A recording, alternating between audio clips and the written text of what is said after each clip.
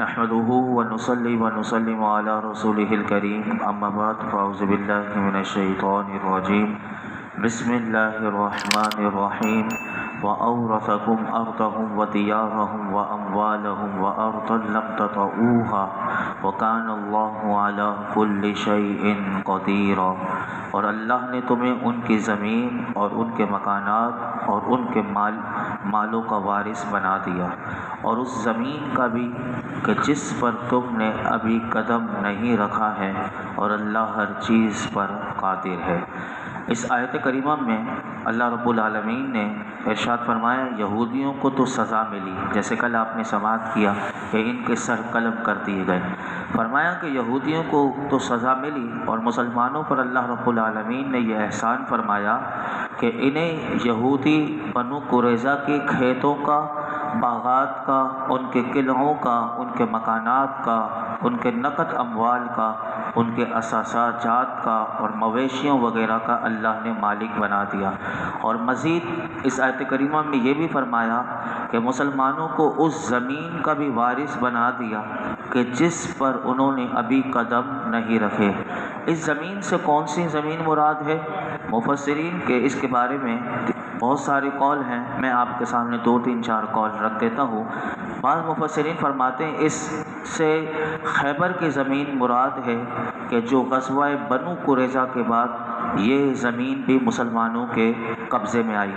دوسرا قول اس کے بارے میں مفسرین نے یہ لکھا کہ مکے کی زمین ہے، اور تیسرا قول اس کے بارے میں یہ لکھا کہ روم اور فارس کی زمین ہے، یہ بھی اللہ نے مسلمانوں کے ہاتھ میں قبضے میں دے دی۔ اور چوتھا قول یہ ہے کہ اس سے مراد ہر وہ زمین ہے کہ جو قیامت تک فتح ہو کر مسلمانوں کے قبضے میں آنے والی ہے، یعنی اللہ رب العالمین۔ اب آپ دیکھیے کہ فلسطینیوں کا ابھی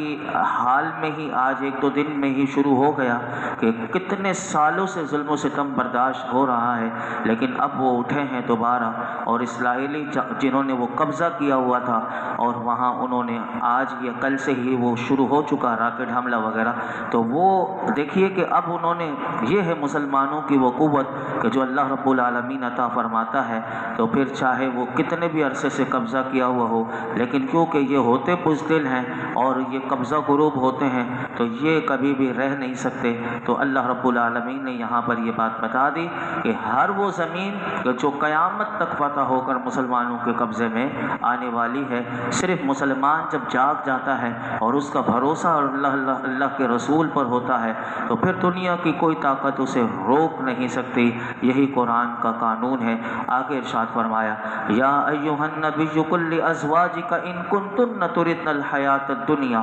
وزینتها فتعالین امتعکن واسرحکن سراحا جمیلا وان کنتن تردن اللہ ورسولہ والدار الآخرۃ فإن اللہ اعد للمحسنات منکن اجرا عظیما۔ اے غیب کی خبر بتانے والے نبی، اپنی بیویوں سے فرما دو اگر تم دنیا کی زندگی اور اس کی آرائش چاہتی ہو تو آؤ تاکہ میں تمہیں مال دوں اور تمہیں اچھی طرح چھوڑ دوں، اور اگر تم اللہ اور اس کے رسول اور آخرت کا گھر چاہتی ہو تو بے شک اللہ نے تم میں سے نیکی کرنے والیوں کے لیے بڑا اجر تیار کر کے رکھا ہے۔ اس آیت کریمہ کا شان نزول یہ ہے کہ نبی کریم صلی اللہ علیہ وسلم کی ازواج مطہرات نے آپ سے دنیاوی سامان طلب کیا اور اپنے نفقے میں زیادتی کی درخواست کی۔ جب یہاں تو نبی پاک صلی اللہ علیہ وسلم کی دنیا سے بے رغبتی اپنے کمال پر تھی، اور دنیا کا سامان اور اس کا جمع کرنا گوارا ہی نہیں تھا۔ جیسے آپ نے پچھلا بھی چند دن پہلے بھی سماعت کیا کہ نبی کریم صلی اللہ علیہ وسلم کے گھر میں 2 مہینے تک چولہا نہیں جھرتا تھا، چند کھجوروں پر اور پانی پر ہی گزارا ہوتا تھا۔ تو یہاں انہوں نے ازواج مطہرات نے یہ مطالبہ کیا، ان کا یہ مطالبہ کرنا نبی اکرم صلی اللہ علیہ وسلم کے قلب اطہر پر گرا گزرا۔ اور اس پر اللہ رب العالمین نے یہ آیت کریمہ نازل کر دی اور ازواج مطہرات کو اختیار دیا گیا۔ اس وقت جب یہ آیت کریمہ نازل ہوئی، نبی کریم صلی اللہ علیہ وسلم کی 9 ازواج مطہرات حضور کے نکاح میں تھی، جن میں سے 5 کا تعلق قبیلہ قریش سے تھا اور 4 کا تعلق قبیلہ قریش کے علاوہ دیگر قبائل سے تھا۔ وہ 9 ازواج مطہرات بھی کون کون سی تھیں وہ بھی سن لیجئے۔ جن کا تعلق قبیلہ قریش سے تھا وہ 5، ان کا نام یہ ہے: حضرت عائشہ بنت ابی بکر صدیق رضی اللہ تعالی عنہ، نمبر 2 حضرت حفصہ بنت فاروق رضی اللہ تعالی عنہ، حضرت ام حبیبہ بنت ابی سفیان رضی اللہ تعالی عنہ، حضرت ام سلمہ رضی اللہ تعالی عنہ اور حضرت سودہ رضی اللہ تعالی عنہ۔ یہ 5 قبیلہ قریش سے تعلق رکھتی تھی جو حضور کے نکاح میں تھی۔ 4 ازواج مطہرات جو حضور کے نکاح میں تھیں لیکن ان کا تعلق قبیلہ قریش سے نہیں تھا بلکہ دیگر قبائل سے تھا، ان میں سے حضرت زینب بنت جحش، نمبر 2 حضرت میمونہ بنت حارث ہلالیہ، نمبر 3 حضرت صفیہ بنت حیی بن اخطب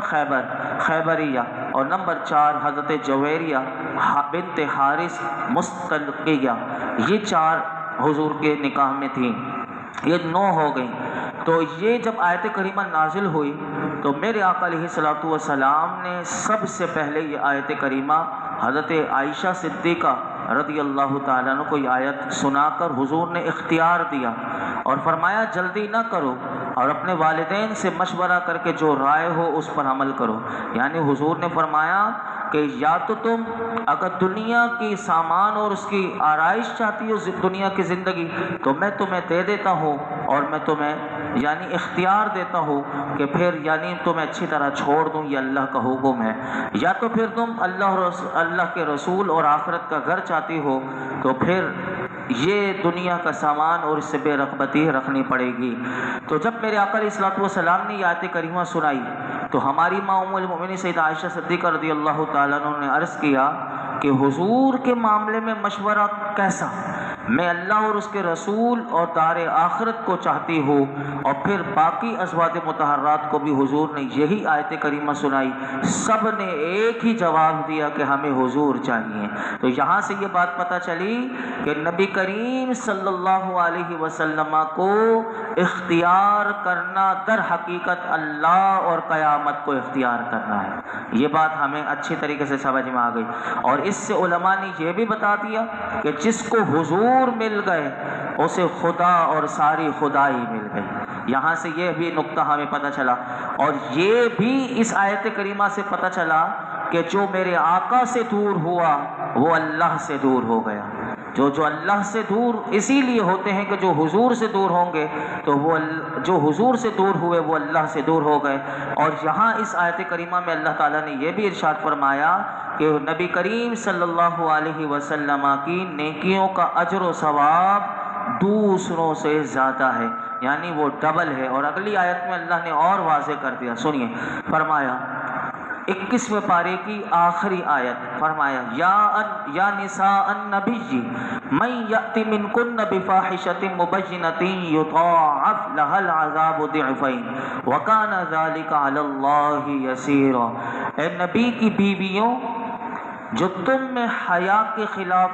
کوئی کھلی جرت کرے تو اسے دوسروں کے مقابلے میں دگنا عذاب دیا جائے گا، اور یہ اللہ پر بہت آسان ہے۔ یہاں لفظ آیا بفاحشۃ مبینہ، تو یاد رکھیے گا کہ یہاں اس آیت کا ترجمہ ہوگا حیا کے خلاف کھلی جرت۔ یہاں فاحشہ سے مراد زنا مراد نہیں ہوگا، یہ غور کیجئے گا، بلکہ اس سے مراد علماء کہتے ہیں اس سے مراد شوہر کی اطاعت میں کوتاہی کرنا اور اس کے ساتھ اچھے اخلاق سے پیش نہ آنا۔ اور یہ یاد رکھیے گا کہ اللہ رب العالمین نے انبیاء جتنے بھی بھیجے ان سارے نبیوں کی بیویوں کو بدکاری سے اللہ پاک رکھتا ہے، اور حیا کے خلاف کھلی جرت کرنے پر انہیں دگنا عذاب ہونے کی وجہ یہ ہے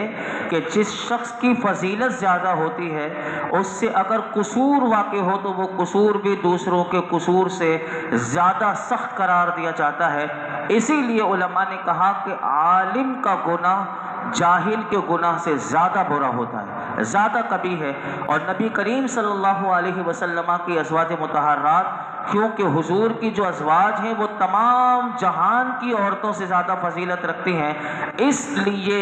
ان کی ادنیٰ بات بھی سخت قابل غرف ہے، اسی لیے اللہ نے یہاں ارشاد فرمایا۔ اور اس آیت کی دو تفسیر کی میں دونوں تفسیر آپ کے سامنے رکھتا ہوں۔ علامہ ابو حیان محمد بن یوسف اندلسی، انہوں نے اس آیت کریمہ کا کیا کہا کہ بفاحشۃ مبینہ، یعنی فاحشہ مبینہ سے مراد فرماتے ہیں گناہ کبیرہ ہے، یہ فہم نہ کیا جائے کہ اس سے زنا مراد ہے۔ بعض لوگ یہ اگر لفظی ترجمہ پڑھیں اور یعنی علماء سے نہ ہو تو اس کا ترجمہ زنا لے جاتے ہیں، تو یہ ہو نہیں سکتا۔ تو فرمایا یہ وہم بھی نہ کیا جائے کہ اس سے زنا مراد ہے، کیونکہ رسول اللہ صلی اللہ علیہ وسلم اس سے معصوم ہے کہ آپ کی ازواج مطہرات اس بے حیائی کی مرتکب ہوں۔ یہاں فاحشہ سے مراد شوہر کی نافرمانی کرنا اور گھریلو معاملات میں بے اعتدالی کرنا ہے۔ اور چونکہ ازواج مطہرات رضی اللہ تعالی عنہن رسول اللہ صلی اللہ علیہ وسلم کے زیر سایہ اور زیر تربیت رہتی تھی اور ان کے سامنے وحی اترتی اور احکام نازل ہوتے تھے، تو اس لیے ان کا رتبہ اور مقام عام عورتوں سے بلند ہے، اس لیے ان پر گرفت بھی بہت سخت ہے کہ اگر بالفرض وہ کوئی کبیرہ گناہ کر لے تو جس طرح نیک اعمال پر اللہ نے پیچھے فرمایا ان کے لیے ڈبل اجر ہے، تو فرمایا اسی طرح گناہ پر بھی ڈبل یعنی سزا ہوگی اور ان کے لیے عذاب ہوگا۔ لیکن ہو نہیں سکتا، یہ اللہ رب العالمین اپنے محبوب کا ادب سکھا رہا ہے کہ حضور کی ازواج بھی ہیں تو ان کے لیے بھی ادب کیا ہے۔ اور علامہ ساوی رحمۃ اللہ علیہ نے جو اس کی تفسیر میں لکھا اس آیت کریمہ کے، وہ کیا خوبصورت لکھا، سنیے، فرماتے ہیں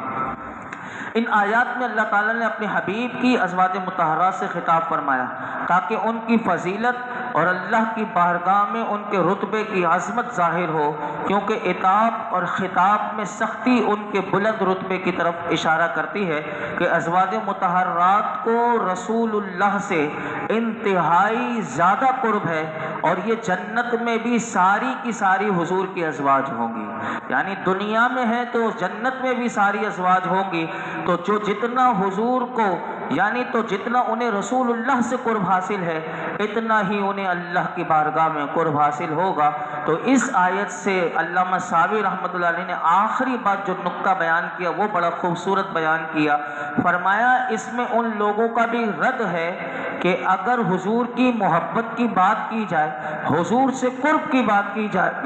حضور سے جتنا تعلق کی بات کی جائے، تو بعض لوگ ایسے معاشرے میں پائے جاتے ہیں کہ حضور کے قرب رسول کی باتیں کرتے ہی ان لوگوں کو شرک کی بو آنا شروع ہو جاتی ہے۔ تو فرمایا وہ یہ آیت پڑھ لیتے تو انہیں پتہ چل جاتا کہ حضور کا قرب تو گویا کہ اللہ کا قرب ہے۔ تو اس بات سے ان کا رد ہو گیا کہ جتنا حضور سے قریب بندہ ہوگا، جتنا حضور کا قرب ملے گا، اتنا ہی وہ اللہ کے زیادہ قریب ہوگا۔ یہ آیت کریمہ ہمیں یہ پیغام دے رہی ہے۔ اللہ رب العالمین ہم سب کو قرآن حکیم کا نور اور اس کا فیضان عطا فرمائے۔ 21ویں پارے کا آج اختتام ہوا۔ اللہ رب العالمین ہمیں بقیہ پاروں کا بھی درس اخلاص کے ساتھ، للہیت کے ساتھ، مولائی کریم جیسے سیکھنا چاہیے سکھانا چاہیے اسی انداز سے مولائی کریم ہمیں سیکھنے سکھانے کی توفیق رفیق مرحمت فرما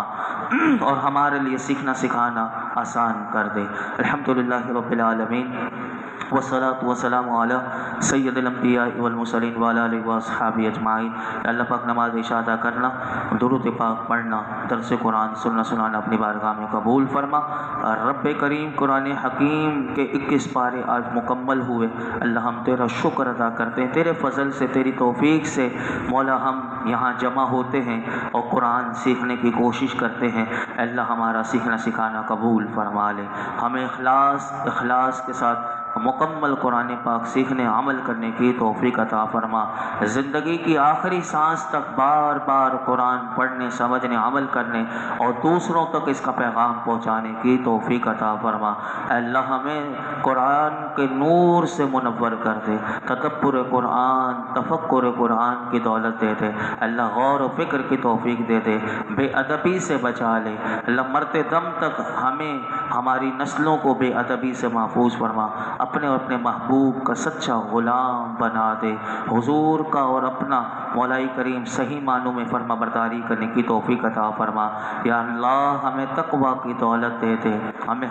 مولا کریم ہمیں متقی پرہیزگار بنا دے، ہر قسم کے گناہ، ہر قسم کی نافرمانیاں جس سے تو ناراض ہو جائے مولا ہمیں بچنے کی توفیق عطا فرما، ہمیں اپنی رحمت کا حصار عطا کر دے۔ آج تک جتنی دعائیں کی ہیں آئندہ کریں گے سب دعاؤں کو اپنی بارگاہ میں شرف قبولیت عطا فرما۔ درس قرآن کی برکت سے یہ جتنے حاضرین موجود ہیں اللہ سب کی جھولیوں کو، دامنوں کو مرادوں سے بھر دے، جو بیمار ہیں انہیں شفا دے دے، جو پریشان ہیں ان کی پریشانیاں دور کر دے، ہم سب کے رزق کے دسترخوان کو وسیع کر دے، مہنگائی کے عذاب سے ہمیں نجات دے، جو تو ہمیں عطا کر رہا ہے اس میں برکتیں ڈال دے، اس میں رحمت اپنی ڈال دے، اپنا فضل و کرم عطا کر دے۔ اللہ ہمیں عافیت دونوں جہانوں کی بھلائیاں عطا فرما۔ وصلی اللہ تعالی علی خیر خلق محمد وعلی آلہ وصحبہ اجمعین۔